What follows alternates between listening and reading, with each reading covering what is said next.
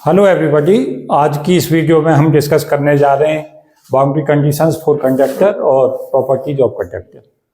दो चीज़ें इसमें डिस्कस करेंगे और डिटेल डिस्कशन इन पर देने जा रहे हैं, एक कंडक्टर की बाउंड्री कंडीशंस और एक कंडक्टर की इंपॉर्टेंट प्रॉपर्टीज। तो बाउंड्री कंडीशंस ऑफ कंडक्टर में ये दो सरफेस दिखा रखी हैं। ये हमारा कंडक्टर है जिसकी कंडक्टिविटी सिग्मा है। यहाँ के इसके ऊपर जो सरफेस है इसमें इलेक्ट्रिक फील्ड परपेंडिकुलर जाएगा, इस तरीक़ा से होगा। ये इस तरीक़ा से प्लेन है, इस प्लेन के ऊपर परपेंडिकुलर, और ये तो एबोव और इधर से जो है नीचे की तरफ से आएगा। तो सरफेस ऐसे होगी कंडक्टर की, और उस कंडक्टर की जो कंडक्टिविटी है वो दिखा रखी है सिग्मा से। सिग्मा जो है यहाँ पे सरफेस चार्ज डेंसिटी है कंडक्टर के लिए, और इसे दिखा रखा है सिग्मा से।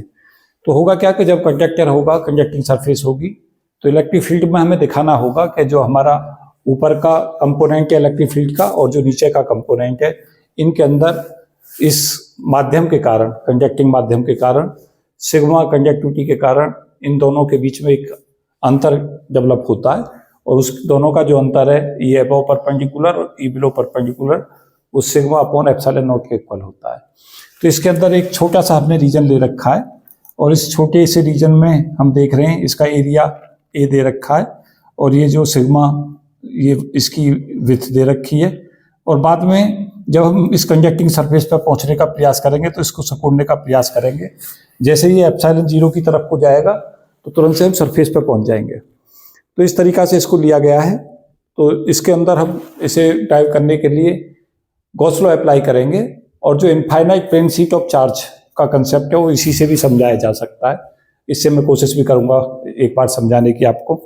तो हम गॉस लॉ अप्लाई करें और गॉस लॉ में देखें इलेक्ट्रिक फ्लक्स की जो वैल्यू है वो हमारी क्या होती है, equal to S E dot D S equal to Q upon epsilon not.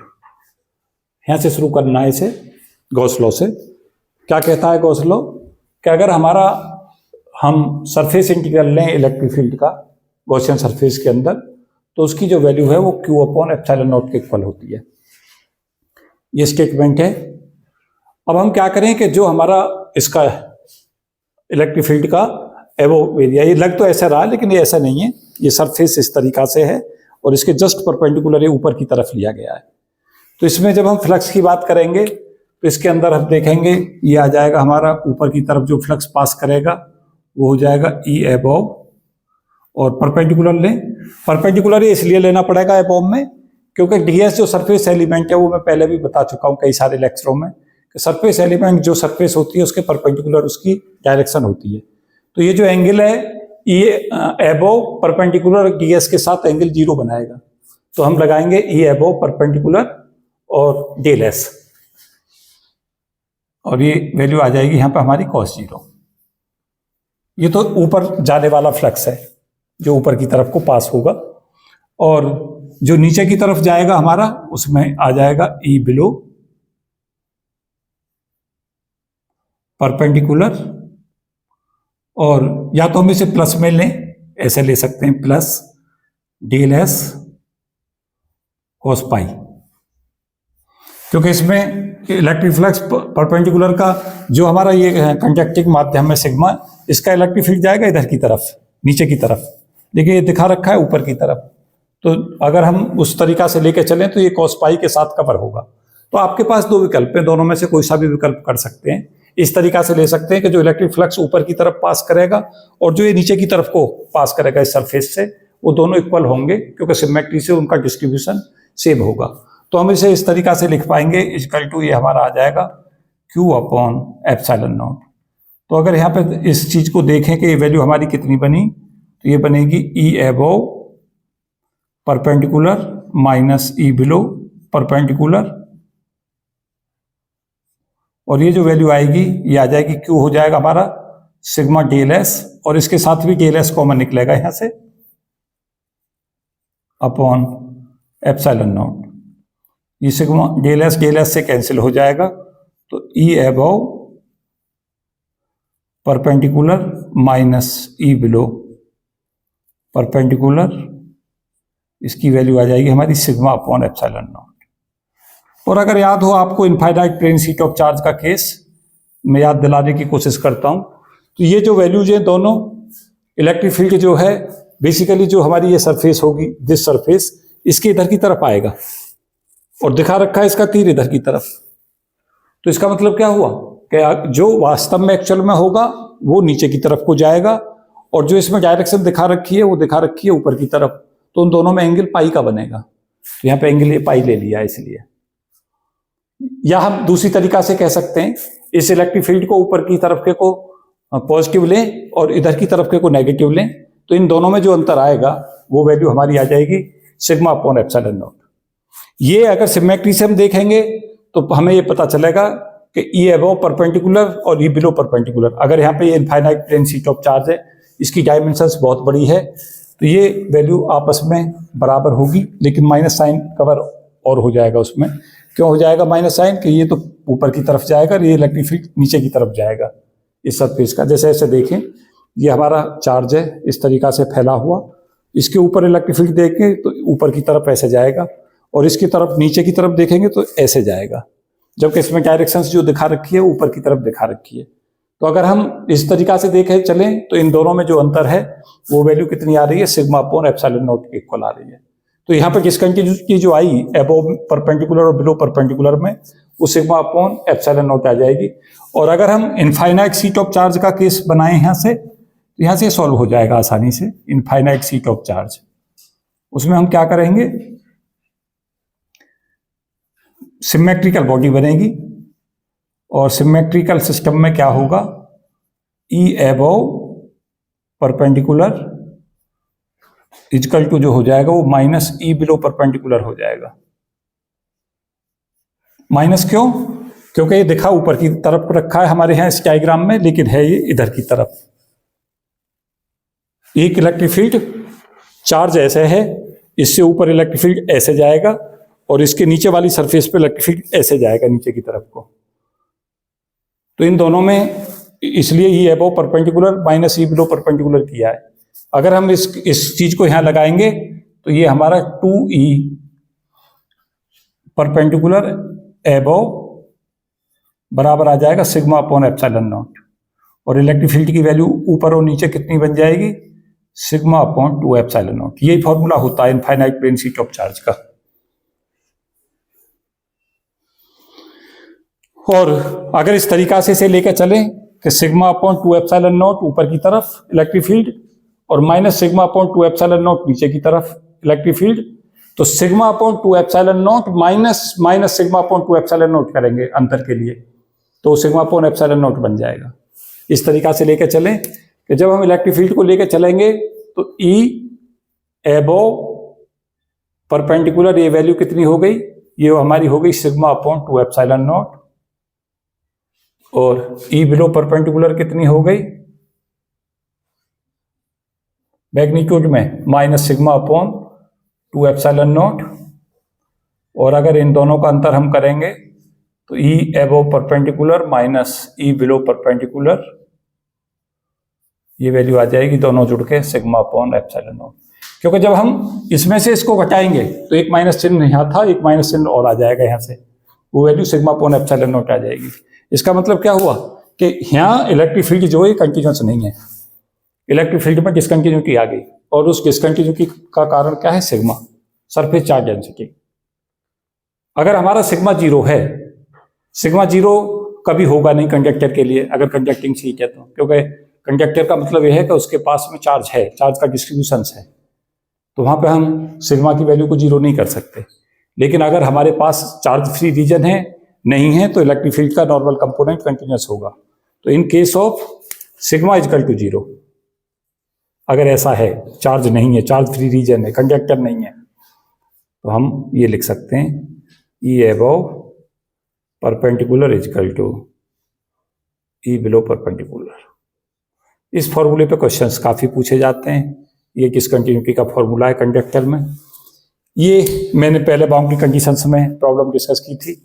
ये हमारी कोई शीट है, शीट के अंदर ये सिग्मा इसकी सरफेस चार्ज डेंसिटी है शीट की। इसके लिए एक लूप बनाया है, इस लूप को इसकी बजाय यहाँ पे बना लें तो ज़्यादा बेटर रहेगा। इस तरीका से इसे बना सकते हैं, इस तरीका से बना लें। ये एप्सिलॉन कर दें हैं, ये एल दिस एंड दिस, इसको लूप बांध लें। इस वाले लूप को मैंने इधर दिखा दिया। अब जब हम इसके केस में लेकर चलेंगे तो क्या होगा, ई अबव और ई बिलो, ये बिलो इसके नीचे वाला रीजन और ये अबव रीजन। तो जब हम पैरेलल कंपोनेंट लेंगे इलेक्ट्रिक फील्ड का तो ई अबव पैरेलल एल के साथ आ जाएगा ये, और जब इधर की तरफ आएंगे तो इलेक्ट्रिक फील्ड इधर को जा रहा होगा, लेंथ इधर की तरफ आ रही होगी, तो यहां पे एंगल पाई बन जाएगा। ई अबव तो इधर की तरफ दिखा रहे हो पैरेलल में, और एल हमारा इधर की तरफ चेंज हो रहा है। देखो तीर से पता चल रहा होगा, ऐसे ले रहे हैं लूप को, तो यहां पे क्या बन जाएगा,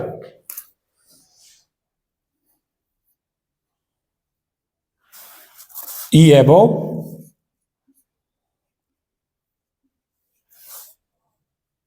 और इसी के साथ लूप बना रहे हैं length L minus E below L equal to 0। ये कहां से लिया है, E dot D L equal to 0। Electrostatic में कर्ली 0 होता है, तो इस तरीका से इसे लेकर चल सकते हैं। ये लाइन इंटीग्रल है, S E curly dot D S equal to 0। तो कर्ली जब 0 है तो कर्ली डॉट डी एस 0 होगा। कर्ल ई डॉट डी एस को हम सरफेस इंटीग्रल को लाइन में बदल दें तो वो हो जाएगा हमारा integral E dot D L equal to 0। अब लाइन इंटीग्रल इलेक्ट्रिक फील्ड के साथ पैरेलल कंपोनेंट बनाएगा तो एंगल यहाँ cos 0 बन जाएगा। तो इसको दो पार्ट्स में इसको ब्रेक कर दिया गया है। बाउंड्री पे हमें आना है तो इस एप्सिलॉन को सकोड़ के 0 ले आइए इस तरीका से, जिससे हम बाउंड्री पे पहुंच जाए। तो बाउंड्री के लिए हमें क्या करना पड़ेगा, एप्सिलॉन को 0 करना पड़ेगा। तो इस सरफेस का कंट्रीब्यूशन भी 0 हो जाएगा और इसका भी 0 हो जाएगा। इधर से कंट्रीब्यूशन आ जाएगा ई अबव पैरेलल एल, और इधर से जो आ जाएगा वो ई बिलो पैरेलल एल आ जाएगा। और पूरे लूप में ई डॉट डी एल 0 है, तो ई डॉट डी एल की वैल्यू 0 होने का मतलब क्या हुआ, ई above L minus E below L. Above का मतलब जो हमारे पास यहाँ पे दो माध्यम हो गए, एक इधर माध्यम एक इधर माध्यम, तो इन दोनों के बीच में इलेक्ट्रिक फील्ड का कंपोनेंट। तो यहाँ पे जो हमारे पास ये आ जाएगा वो आ जाएगा ई अबव पैरेलल। यहाँ पे पैरेलल भी जरूर लगाएं क्योंकि पैरेलल कंपोनेंट के साथ ही आएगा। यहाँ ध्यान दो, जब ई डॉट डी एल करेंगे तो ई का पैरेलल कंपोनेंट लेंथ के साथ, ई जो है लेंथ की दिशा में होना चाहिए तभी ई डॉट डी एल बनेगा। अगर नॉर्मल कंपोनेंट लोगे तो नॉर्मल कंपोनेंट ले ही नहीं सकते इसके साथ में, केवल हम किसका कौन सा कंपोनेंट लेंगे, पैरेलल, क्योंकि लेंथ के करस्पॉन्डिंग पैरेलल कंपोनेंट एंगल बनाएगा cos 0 का। तो यहां से हमारे पास ऐसे समझें जैसे ये आ गया E above del L minus E below above parallel below del L equal to 0। इसको डेल एल भी ले सकते हैं, एल भी ले सकते हैं, एक इज योर चॉइस। तो यहां पे डेल एल 0 है नहीं, डेल एल इज नॉट 0, तो E above parallel equal to E below parallel. What does it mean, parallel component continuous होते हैं और नॉर्मल कंपोनेंट डिसकंटिन्यूअस होते हैं, और डिसकंटिन्यूटी होती है सिग्मा अपॉन एप्सिलॉन नॉट के इक्वल।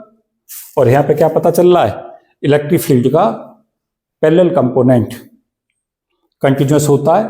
क्या मतलब हुआ, पैरेलल कंपोनेंट, पैरेलल का साइन है, component of E is continuous in electrostatic.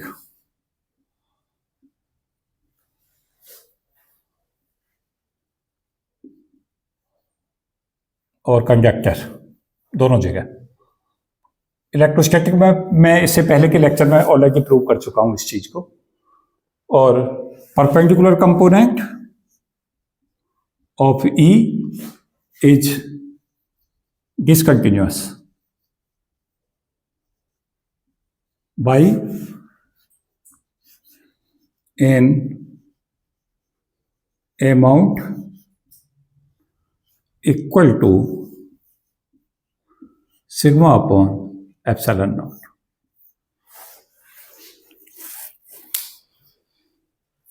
और इनफाइनाइट सीट ऑफ चार्ज का भी यहां से कंसेप्ट मैंने बता दिया, उससे जोड़ दिया इसे।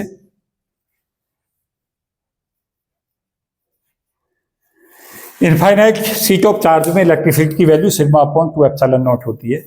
अगर आपको याद हो, थोड़ा सा मैं याद दिलाने की कोशिश करता हूं। जैसे हम एक दीवार लें और दीवार के ऊपर चार्ज पूरे पे डिस्ट्रीब्यूट कर दें। दीवार जो है बहुत लंबी है, साइज उसका बहुत बड़ा है, तो अगर उसके ऊपर चार्ज है तो उस दीवार के कारण जो इलेक्ट्रिक फ्लक्स होगा वो दीवार के, जैसे हम इसी दीवार को लें, इसको मान लें एक सरफेस, तो इलेक्ट्रिक फ्लक्स इधर भी आएगा और दीवार की दूसरी तरफ भी जाएगा। तो फ्लक्स जो है वो दो पार्ट्स में बट जाएगा। और फ्लक्स का 2 पार्ट्स में बटना, ऊपर और मतलब जो हमारी साइड्स है, यहाँ हमने ऐसे ले रखा था कि एक ऐसे कंडक्टिंग सरफेस ले ली है और कंडक्टिंग सरफेस के ऊपर इलेक्ट्रिक फ्लक्स पास करेगा और नीचे की तरफ इलेक्ट्रिक फ्लक्स पास करेगा। वो इलेक्ट्रिक फ्लक्स जो ऊपर जाएगा और जो नीचे जाएगा वो सेम होगा, लेकिन उन दोनों के सेम में इलेक्ट्रिक फील्ड अपोजिट साइन के साथ आएगा। ऊपर की तरफ को पॉजिटिव और नीचे की तरफ को इलेक्ट्रिक फील्ड माइनस आएगा। यही यहाँ पे बता रहा है कि जो अबव है और जो नीचे है उन दोनों के इलेक्ट्रिक फील्ड का जो अंतर है वो सिग्मा अपॉन एप्सिलॉन नॉट है।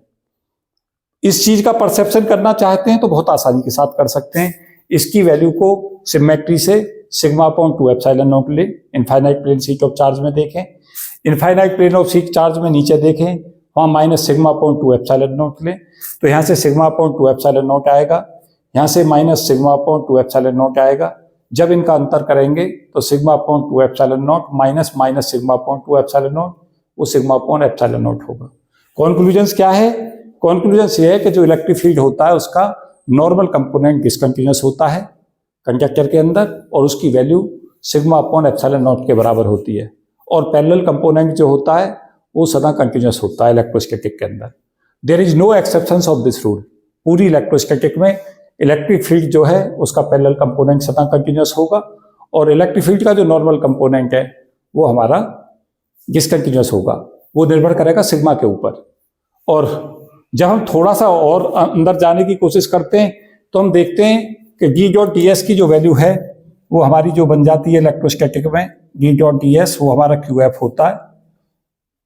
यहाँ पे जो बाउंड्री है उस पर जो फ्री चार्ज है वो डी डॉट डी एस में रिप्रेजेंट होता है। तो जब हम इसका नॉर्मल कंपोनेंट लेते हैं d1n डेल एस लेते हैं माइनस d2n डेल एस लेते हैं, तो ये हमारी वैल्यू आ जाती है क्यू एफ, और क्यू एफ को हम जो लिख पाते हैं वो लिख पाते हैं सिग्मा एफ डेल एस।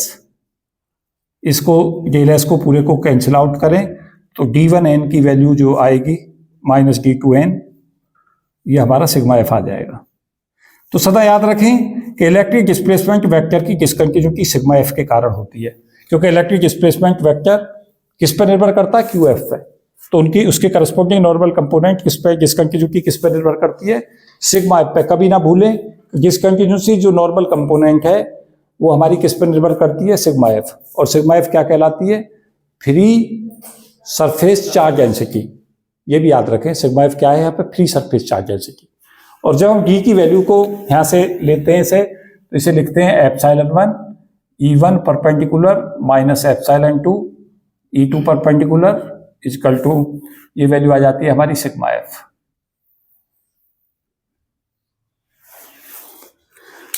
ये फॉर्मूला सदा तब लगता है जब हमारा सिग्मा एफ एग्जिस्ट करता हो, सिग्मा एफ की वैल्यू फाइनाइट हो, फ्री चार्ज एग्जिस्ट करता हो बाउंड्री के ऊपर दो अलग अलग क्षेत्रों के अंदर। बाउंड्री क्या है? बाउंड्री एक ऐसी चीज है, जैसे यहाँ पे देखें कि इसमें बाउंड्री क्या है, तो ये बाउंड्री है।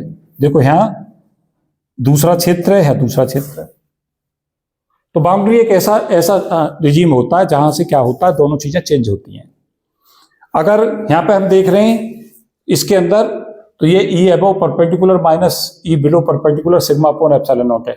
लेकिन इसमें याद रखना कि ये जो इलेक्ट्रिक फील्ड की बात की जा रही है इसमें, और इसमें इलेक्ट्रिक डिस्प्लेसमेंट वेक्टर की बात की जा रही है।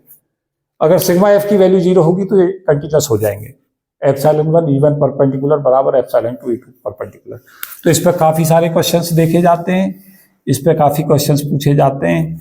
इलेक्ट्रिक फील्ड की जो कंटिन्यूटी है पैरेलल कंपोनेंट की, इस पर क्वेश्चंस पूछे जाते हैं।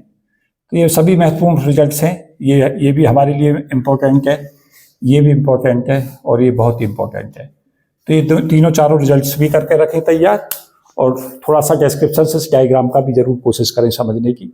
इसमें क्या किया गया है, इसमें परपेंडिकुलर कंपोनेंट को डिसकंटिन्यूअस दिखाया है, ई अबव और परपेंडिकुलर और ई बिलो परपेंडिकुलर, इन दोनों का जो अंतर है वो सिग्मा अपॉन एप्सिलॉन नॉट के इक्वल है, ये दिखाया है। इससे लाइन इंटीग्रल दिखाया गया है, integral E dot D L 0 होता है, तो ई का जो अबव पैरेलल कंपोनेंट है और ई का जो बिलो पैरेलल कंपोनेंट है वो हमारे कंटिन्यूअस होंगे, इसकी वैल्यू और इसकी वैल्यू आपस में बराबर होगी, और ये आएगा हमारा ई डॉट डी एल बराबर 0 से, और ये वैल्यू जो मिलेगी हमें, ये मिलेगी गॉस लॉ से, जो हमारा ये डेरिवेशन है।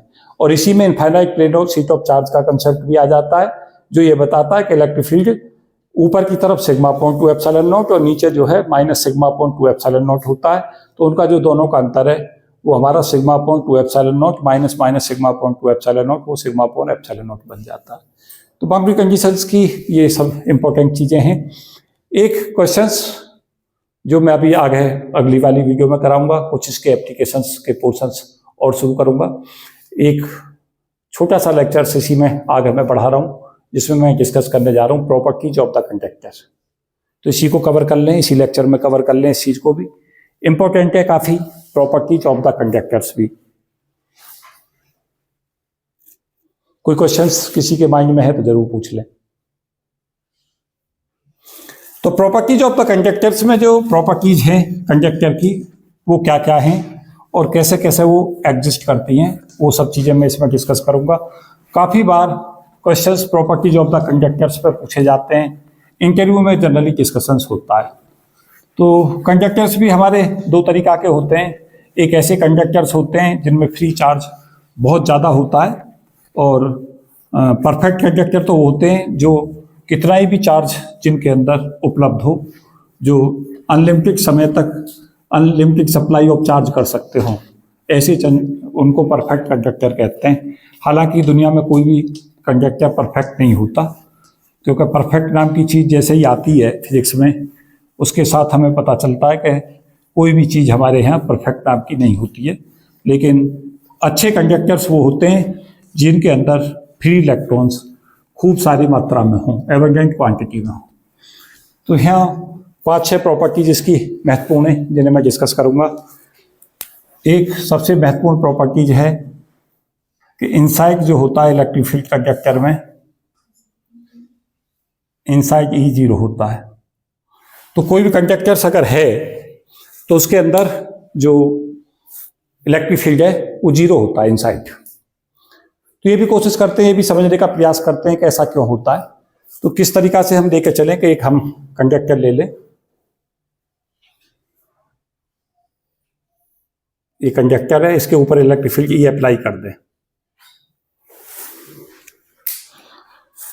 तो क्या होगा कि अगर कंडक्टर्स है तो बेसिकली उसके अंदर क्या होंगे, इलेक्ट्रॉन्स होंगे। क्योंकि अगर हम सब्सटेंस की बात करें, हम एक एटम की बात करें, तो एटम में क्या होता है, एटम के अंदर इलेक्ट्रॉन्स होते हैं और प्रोटॉन्स होते हैं और न्यूट्रॉन्स होते हैं एटम में। एटम में वैलेंस ऑर्बिट्स के अंदर जो ऑर्बिट्स हैं उनमें इलेक्ट्रॉन होते हैं, और जो हमारी न्यूक्लियस की बात होती है तो उसमें न्यूट्रॉन और प्रोटॉन होते हैं। जैसे हम इलेक्ट्रिक फील्ड अप्लाई करते हैं और फ्री इलेक्ट्रॉन्स हैं इसके अंदर, तो फ्री इलेक्ट्रॉन्स के कारण क्या होगा कि इलेक्ट्रिक फील्ड हमने अप्लाई किया, फ्री इलेक्ट्रॉन्स इधर की सरफेस पर आने शुरू हो जाएंगे, इस सरफेस पर। क्यों होगा, कोई बताएगा क्लास में ऐसा क्यों होगा? क्यों ऐसा इसलिए होगा कि फोर्स लगेगा। जब इलेक्ट्रिक फील्ड आपने अप्लाई किया है तो फोर्स लगाएगा, फोर्स की वैल्यू होगी Q × E। चार्ज इलेक्ट्रॉन पर नेगेटिव है तो उसके ऊपर फोर्स, इलेक्ट्रॉन के ऊपर जो फोर्स लगेगा वो इलेक्ट्रिक फील्ड के अपोजिट दिशा में लगेगा, तो यहाँ पे इलेक्ट्रॉन आ जाएंगे इधर की तरफ, और जो प्रोटॉन्स हैं वो किधर की तरफ चले जाएंगे, इधर की तरफ। ये प्रोटॉन्स इधर आ जाएंगे, तो प्रोटॉन्स पे कैसा चार्ज होगा, पॉजिटिव चार्ज। इसके चलते क्या होगा, एक इंटरनल इलेक्ट्रिक फील्ड सेटअप हो जाएगा। देखिए इंटरनल इलेक्ट्रिक फील्ड यहां से सेटअप हो गया, यहाँ नेगेटिव चार्ज है, यहाँ पॉजिटिव चार्ज है, तो एक इलेक्ट्रिक फील्ड EI इधर से डेवलप हो गया इधर की तरफ। जैसे जैसे हम इस इलेक्ट्रिक फील्ड को बढ़ाएंगे ऐसे ही ये इंटरनल इलेक्ट्रिक फील्ड उसी प्रपोर्शन में बढ़ता चला जाएगा, क्योंकि जितना ज्यादा इलेक्ट्रिक फील्ड होगा इतने यहाँ पे पॉजिटिव चार्ज और इधर नेगेटिव चार्ज पहुंचने जो ज्यादा शुरू हो जाएगा। तो जैसे ये इंटरनल इलेक्ट्रिक फील्ड है, ऐसे ही ये ई होगा, और ये दोनों एक दूसरे को कैंसिल आउट कर देंगे क्योंकि अपोजिट दिशा में एक्ट कर रहे हैं, जिससे क्या होगा, नेट इलेक्ट्रिक फील्ड की जो वैल्यू है वो 0 हो जाएगी। इसका मतलब कभी भी इलेक्ट्रिक फील्ड का नेट इलेक्ट्रिक फील्ड एग्जिस्ट नहीं करेगा, वो वैल्यू हमारी 0 हो जाएगी। क्लियर नहीं हुई बात? फिर से मैं एक बार समझा देता हूं, एक बार फिर से समझ सकते हैं इसे, कि जैसे ही हम किसी कंडक्टर के ऊपर क्या लगाते हैं, इलेक्ट्रिक फील्ड अप्लाई करते हैं, तो कंडक्टर्स के अंदर फ्री इलेक्ट्रॉन्स एबंडेंट क्वांटिटी में होते हैं, बहुत ज्यादा क्वांटिटी में होते हैं। अगर हमने इलेक्ट्रिक फील्ड अप्लाई किया तो इलेक्ट्रिक फील्ड के अलोंग जो हमारा प्रोटॉन्स हैं, वो प्रोटॉन इलेक्ट्रिक फील्ड के कारण राइट की तरफ को शिफ्ट हो जाते हैं, और जो इलेक्ट्रॉन है वो इसकी सरफेस पे, इधर वाली पे पहुंचने लगते हैं। क्यों लगने लगते हैं? क्योंकि इनके ऊपर ये तेजी के साथ पहुंचेंगे। है तेजी के साथ क्यों पहुंचेंगे? इलेक्ट्रॉन हल्का होता है, तो जो इलेक्ट्रॉन के ऊपर एक्सेलरेशन ज्यादा होता है, क्योंकि हम फोर्स जब लेकर चलेंगे प्रोटॉन पे और इलेक्ट्रॉन पे इक्वल और अपोजिट फोर्स होगा, क्योंकि F बराबर QE लगाएंगे। इलेक्ट्रॉन के ऊपर minus E into capital E लगेगा फोर्स, और प्रोटॉन के ऊपर F बराबर स्मॉल e कैपिटल E लगेगा, माइनस नहीं लगेगा। तो माइनस लगते ही इलेक्ट्रॉन इधर आ जाएंगे और प्रोटॉन प्लस के कारण इधर की तरफ आ जाएंगे। इनके कारण एक इंटरनल इलेक्ट्रिक फील्ड सेटअप हो जाएगा। वो इंटरनल इलेक्ट्रिक फील्ड अगर हम इसी को बढ़ाएंगे तो ये इंटरनल इलेक्ट्रिक फील्ड भी बढ़ाएगा उसी प्रोपोर्शनल, और नेट इलेक्ट्रिक फील्ड, ये वाला इलेक्ट्रिक फील्ड इसके, ये वाला इलेक्ट्रिक फील्ड इसके इम्पैक्ट को खत्म कर देगा, तो नेट इलेक्ट्रिक फील्ड जो शून्य हो जाएगा। तो कंडक्टर के अंदर कोई भी इलेक्ट्रिक फील्ड एग्जिस्ट नहीं करेगा। तो अब ये चार्ज जाएगा कहाँ? चार्ज कहाँ जाएगा? जब भी अब आपके पास में स्पेस कहाँ रहा, अंदर चार्ज रह नहीं सकता। जब अंदर चार्ज नहीं रह सकता तो चार्ज के पास स्पेस कहाँ है? सरफेस। तो इसके अंदर इनसाइड तो ये 0 होता है, पूरा का पूरा चार्ज कहाँ रिसाइड करता है? चार्ज जो है रिसाइड करता है सरफेस पे। Charge resides at the surface, that is the best place. केवल इसके लिए जगह ही कौन सी बची है? सरफेस के बाहर फ्री स्पेस है।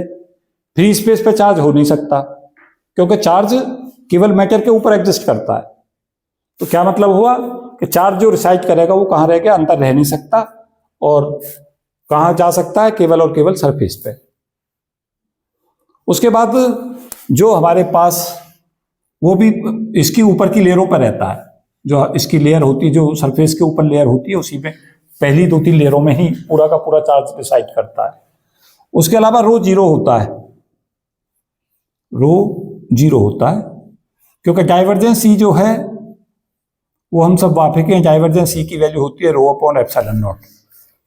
किससे लिया गया है ये expressions? This is nothing rather than Gauss law. अब अंदर ये 0 है तो ये 0 हो गया। जब अंदर ये 0 हो गया तो ये वैल्यू भी 0 होनी चाहिए। ये इनफाइनाइट हो नहीं सकता, तो रो 0 होगा। तो क्या होता है? रो की वैल्यू 0 होती है। वॉल्यूम चार्ज डेंसिटी जो होती है वो इसकी 0 होती है अंदर, वॉल्यूम में नहीं होता चार्ज। सरफेस पर होता है तो वॉल्यूम चार्ज डेंसिटी अपने आप ही 0 हो जाएगी। उसके अलावा फोर्थ प्रॉपर्टी जो और इम्पोर्टेंट है, वो प्रॉपर्टी है कि अगर हम अंदर 2 पॉइंट ले लें चार्ज के अंदर, तो VA माइनस VB की वैल्यू होगी minus B2A E dot DL।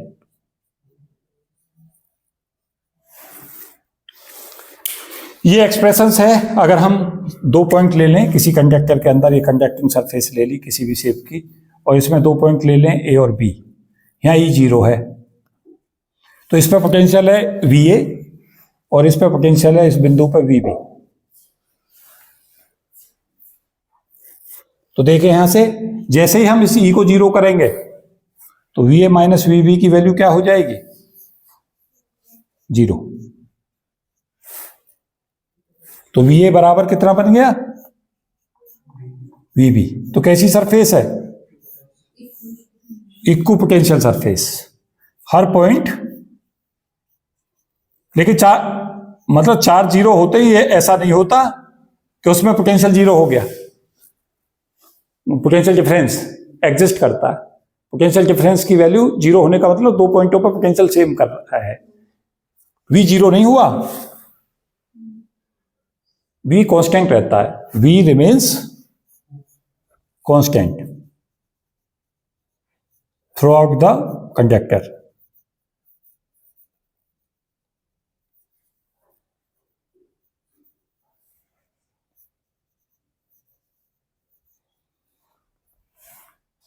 और एक बहुत ही महत्वपूर्ण प्रॉपर्टी इसकी है कि जो इलेक्ट्रिक फील्ड होता है E, वो सरफेस पे होता है और नॉर्मल टू द सरफेस होता है। जैसे हमारी ये है तो इलेक्ट्रिक फील्ड जो होगा, ध्यान दो इधर, एक बार इधर देखें बोर्ड की तरफ, जो electric field line of force जो होंगी वो इधर की तरफ ऐसे आएंगे, ऐसे परपेंडिकुलर। किताबों में ऐसे दिखेंगी ऐसे, लेकिन ऐसे दिखने का मतलब इसके पैरेलल नहीं है, ऐसे ये परपेंडिकुलर है। तो पूरी सरफेस पे क्या दिखा सकते हो, नॉर्मल लाइन ऑफ फोर्सेज। तो इलेक्ट्रिक फील्ड कैसा रहता है, नॉर्मल। अगर उसके अंदर पैरेलल कंपोनेंट होगा तो पैरेलल क्या करेगा, उस चार्ज को कैरी ऑन करेगा। जो अभी कहां यहां पे कंसेप्ट को दिखा रहे थे, ये वाला कंसेप्ट ही तो था, इसमें तो समझाया था पैरेलल कंपोनेंट का इंपैक्ट। तो ये तो तुम्हारा इलेक्ट्रिक फील्ड है, उसके पास कौन सी वो होती है, इलेक्ट्रिक फील्ड नॉर्मल होता है टू द सरफेस। तो 5 से 6 पॉइंट आपको सदा पता रखने चाहिए कंडक्टर्स में, कि कंडक्टर के अंदर ही 0 होता है, कंडक्टर के अंदर जो चार्ज है वो सरफेस पर होता है, कंडक्टर के अंदर रो की जो वैल्यू है वो 0 होती है, कंडक्टर के अंदर जो पोटेंशियल है वो कांस्टेंट रहता है और इक्विपोटेंशियल सरफेस होती है, और इलेक्ट्रिक फील्ड सदा normal to the surface of the conductor होता है। ये 5-6 प्रॉपर्टीज ऐसी हैं जो ऑलवेज आपको रिमेंबर भी रखनी है, और इंटरव्यू में ये चीज़ें पूछी जाती हैं, रिटन में भी पूछी जाती हैं। तो मुझे उम्मीद है कि प्रॉपर्टीज ऑफ द कंडक्टर को आपने समझा होगा, और इसमें बाउंड्री कंडीशंस फॉर कंडक्टर, इनको पूरे को समझा होगा। तो काफ़ी महत्वपूर्ण जानकारी इस लेक्चर में है। तो इस लेक्चर में इतना ही। Thank you and best wishes for all of you. जय हिंद।